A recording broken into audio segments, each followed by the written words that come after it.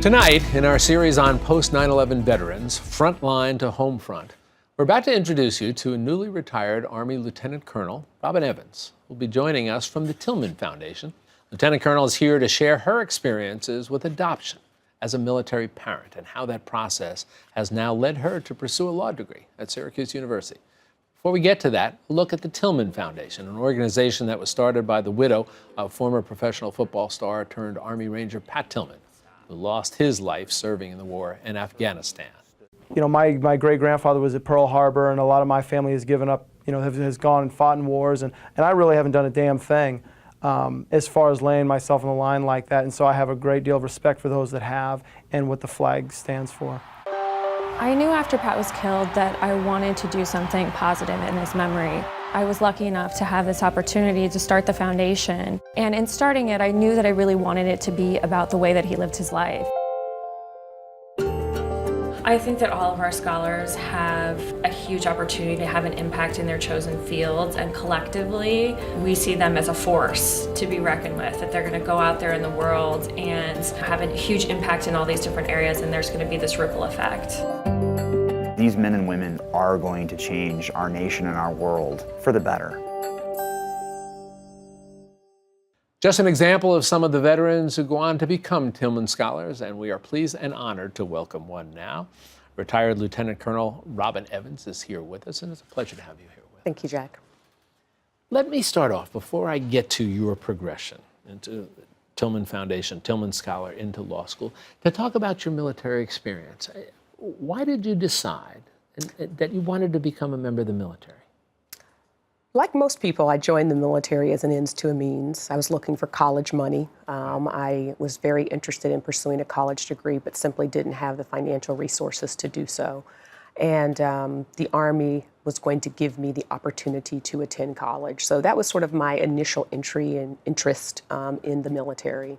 I enlisted. I served as a chaplain's assistant for a number of years, which basically is a church secretary. You work one-on-one with an Army chaplain to provide religious services to soldiers and service members' families. And I really enjoyed that. And I'll tell you, my interactions with my chaplains, they saw leadership skills in me that I didn't even know I had at the time, and really motivated me to seek a commission in the Army and become an Army officer.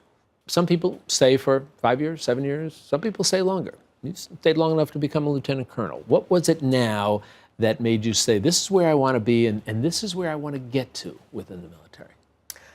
I have to say, I've really just had terrific mentors who continued to develop me as a leader, and that made me more interested in staying and becoming a better leader. You know, once you get into it, you really develop a love of service and duty and honor, and those seem like buzzwords to most people, but when you're a member of the armed services, they mean something. They become your family, and the Army became my family for so very long. I initially thought I'd stay 30 years. I ended up doing a little over 22 years, but going in as an officer, I said, I'm definitely gonna stay till 30, and you know, life changes.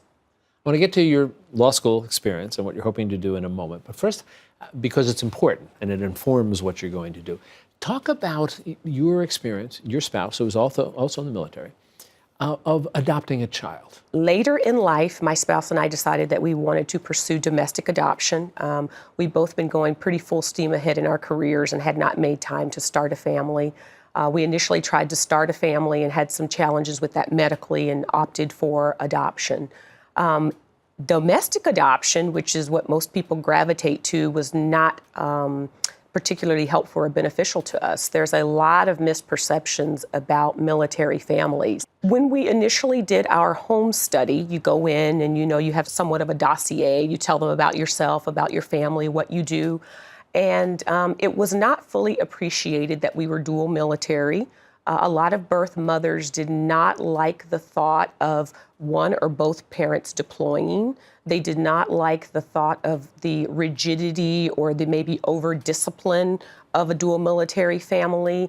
I remember one birth mother telling me, I think you're very lovely, your family seems very nice, but I grew up in an environment where I went to kindergarten through high school with the same kids, and I really want that for my child, and you simply can't provide that for my child. And yet you would think, common sense would say, Look, what do you want? You want stability. Here you have accomplished military officers who have shown leadership and the ability to present the type of characteristics that you would think you would want in a parent, and yet because you put the stamp military on it, people look at it and are troubled by it. Absolutely.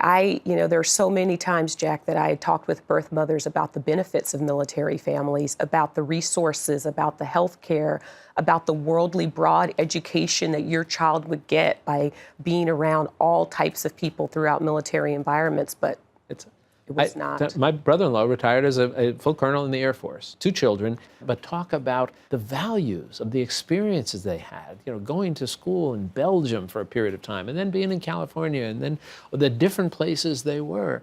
And I guess for some reason, if you don't look hard enough at it, you look at that as some sort of a detriment to growing up. So tell me how eventually you were able to navigate that. Yes, so we initially started out in domestic, and we had to transition to international adoption, where the birth parents don't get as much of a say, and it really becomes much more of a bureaucratic process.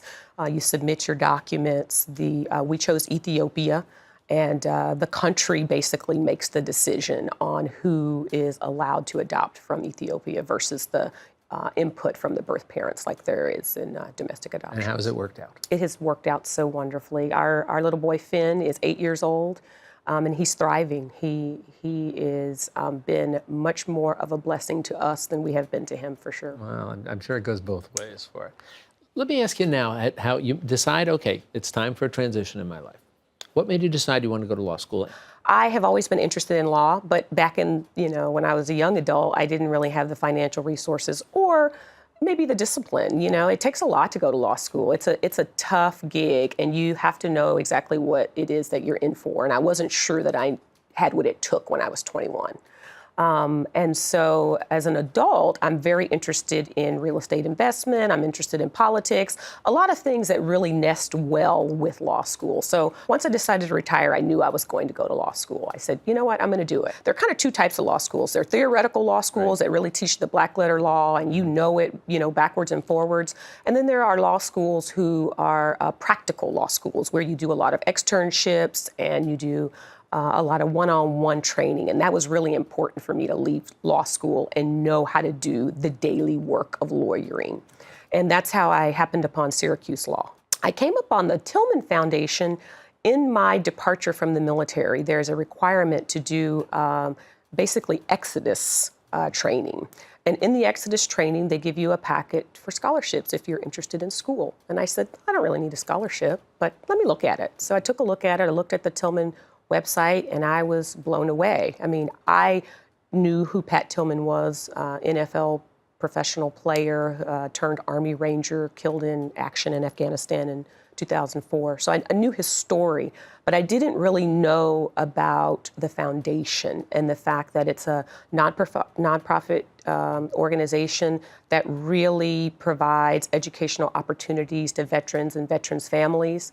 This is the 10th year, and they have provided over $16 million worth of scholarships to veterans. So I'm super excited to be a part of Pat's living legacy, and in 2018 Pat Tillman Scholar. Have you determined what you think you want to do with the law degree? So I'm very much interested in family law and adoption law. Next year, when I have the opportunity to do a clinic, I'll participate in Syracuse College of Law's Child Right and Family Clinic. So I'll do some work in that, and hopefully that'll enhance my interest. I'm also interested in an organization called connectourkids.org, which is another nonprofit led by a veteran who is trying to use some technology to bring parents to foster children in the U.S. So both of those, I think, will have me end up somewhere in adoption law, family law.